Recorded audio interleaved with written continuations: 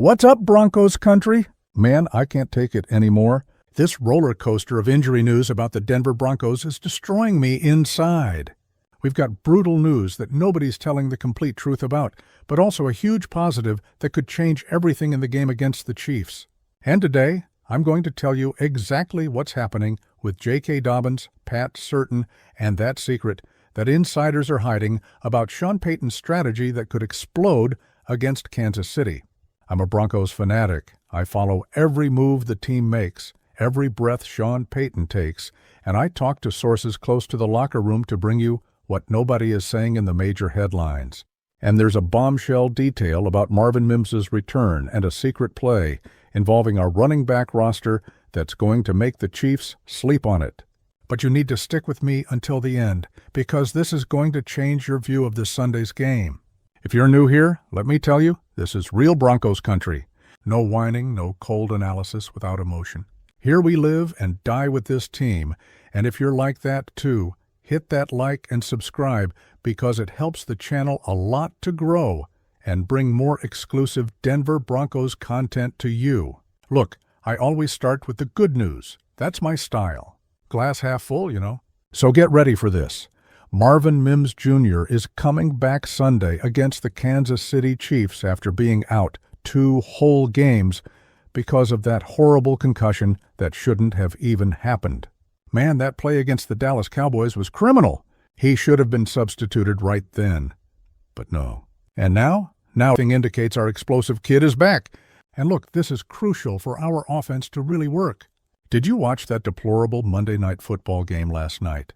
Jordan Love, who makes 100 times more money than Bo Nix, played absolutely deplorably. And you know what Packers fans kept saying?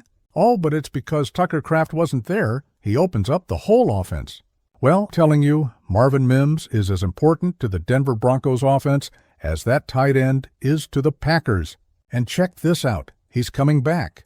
And it's not just because of his explosive ability as a wide receiver. No, the guy is versatile. You can line him up in the backfield. You can put him anywhere on the field, and he'll deliver. And as a returner, forget it. He's elite on both punts and kickoffs. And considering how our defense is playing, with the ball being kicked to them frequently, having Mims back is going to be crucial. The Broncos waived Michael Bandy, so we expect him to go back to the practice squad. He made some good first down catches as a slot receiver, but his absence is definitely a sign that Marvin Mims is coming back. And that's great. But before I tell you the worst news of my day, and look, it's heavy, let me ask you a question. Do you think the Broncos can beat the Chiefs without our 2 best players, Pat Certain and J.K. Dobbins? Leave your answer in the comments because I want to know if Broncos Nation is as confident as I am in Sean Payton's ability to make magic happen when his back's against the wall. And if you haven't subscribed yet, subscribe now, because what I'm going to reveal about J.K. Dobbins' situation is going to shock you. There are details the major media isn't telling. Now let's get to the worst news of my day. And look, this is something I heard 2 days ago, but I was keeping it to myself because the first source who told me wasn't very reliable. But then I talked to more people today and feel comfortable sharing it with you. J.K. Dobbins. We saw him leave the field limping right after that play against the Raiders. Then he came back and finished the game, and everyone was like, phew, we dodged a bullet. Well, but no. In fact, it seems he suffered a midfoot sprain on Thursday because of that illegal hip drop tackle. You saw him leave after that game and kind of complain to the rest of the team for not calling it? It should be a point of emphasis in the league that you cannot take players down from the side and then throw all your body weight on top of them. And guess what? That left the Raiders responsible for taking out a guy who was on his way to 1,000 yards rushing. That's unacceptable. So look at the prognosis. I read everything here on Twitter about how long he'll be out. Talked to my brother who's a doctor, and yes, he's my mom's second favorite son. Thanks for asking. And here's the situation. J.K. Dobbins should be out for 2 to 6 weeks, depending on the severity of the midfoot sprain. If it's just a grade 1 sprain, the return could take 1 to 3 weeks. So we're talking about 1 week right after that. But if it's grade 2, then we're talking about what Kyler Murray is dealing with, and that could be something like 4 to 8 weeks. Usually he ends up on injured reserve. And look, All the reports from today indicate the Broncos are considering putting him on injured reserve, which would indicate a 4-week absence. This bye week doesn't count, and we're talking about having him back only for the final games before the playoffs. But look on the bright side. We have a huge safety margin, folks. The Broncos can even lose these next 4 games and still have a 92% chance of making the playoffs now. That's what you need to understand. With all these injuries, we're talking about 2 of our best players. If Pat Certain doesn't play this week either, we're without the defensive captain, the defensive player of the year, and a guy who's probably been the best offensive player of the year. Yes, it's a big setback, but at the same time, we're talking about a safety margin big enough to make me feel good. If he has to miss the Commanders game, the Commanders don't scare you anymore. We still have the Raiders on our schedule. We're in a good situation in that regard. And besides, check this out. The Chiefs are also without their star running back. If there's ever a time to face Kansas City on equal terms, it's now. And look, if there's any coach who has a game plan, and you need to tie his hands behind his back and force him to do something unconventional and shock the world, that coach is Sean Payton. I'll never forget when Drew Brees got hurt and Teddy Bridgewater came in for him. Everyone thought the season was over. And what happened? They went on a winning streak. And Sean Payton joked, saying he called Drew Brees and said, "Hey, stay out a few more games."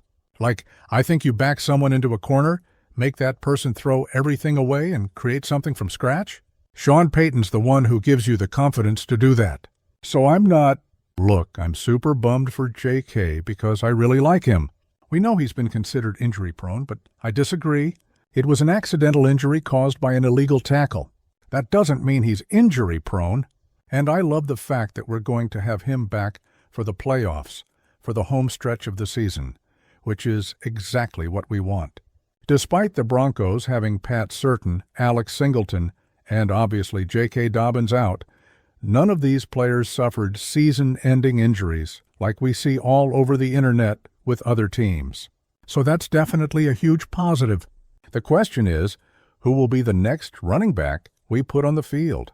We know Dobbins was on track to break the 1,000-yard rushing mark, something that hasn't happened since Philip Lindsay. So will it be J.K. Dobbins? Will it be R.J. Harvey, our draft pick we're super excited about? We know that when we look at where Harvey had the most success, it was definitely running from the pistol formation. We're familiar with that. Throughout all the years following Peyton Manning, he didn't like playing under center because he liked having a complete view of the field, so he needed to run from a pistol formation.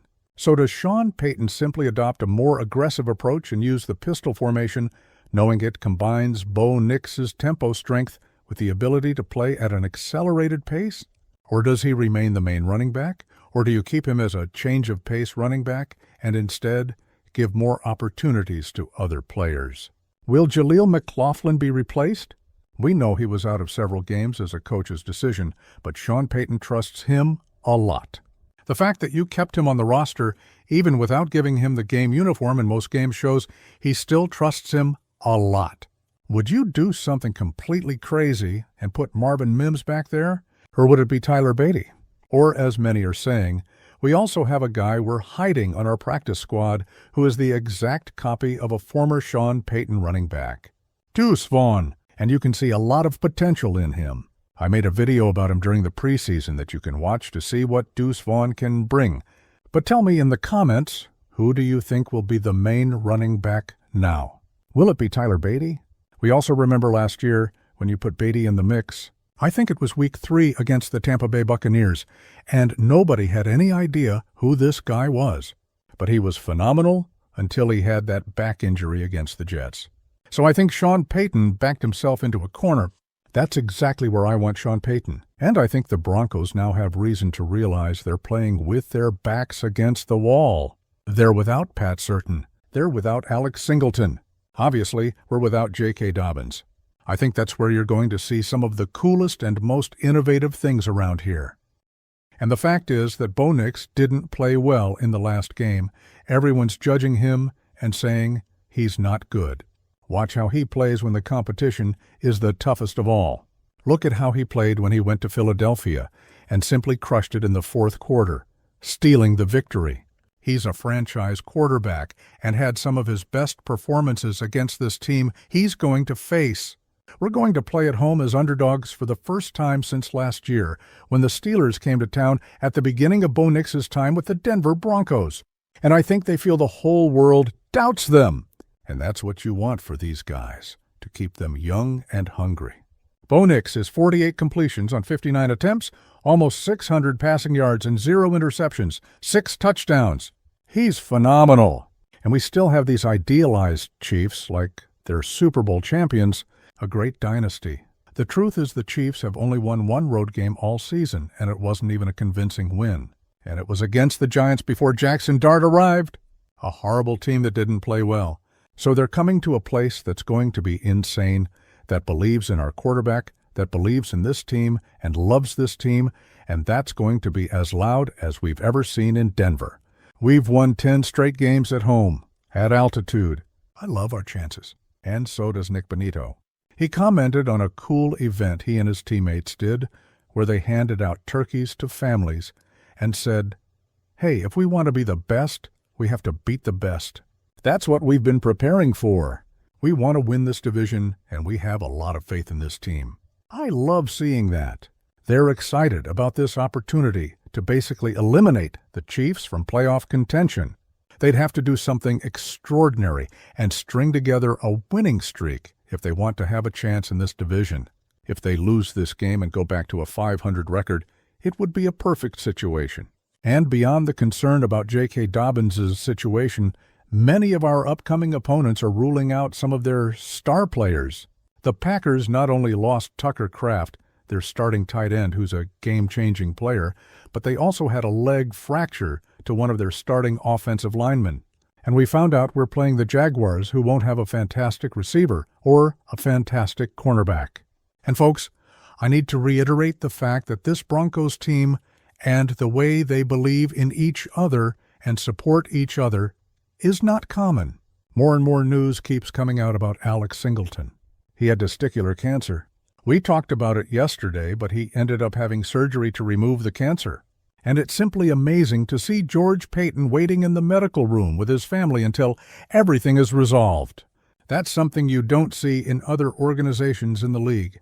One of the best general managers in football sitting there with his family, wishing him well. And that sums up everything about the team. This team is united. They're ready to surprise the world and beat the Kansas City Chiefs. And we'll have J.K. Dobbins back for the playoff push. And folks, we're going far in the playoffs. And that's what all of us need to believe. Football doesn't lie.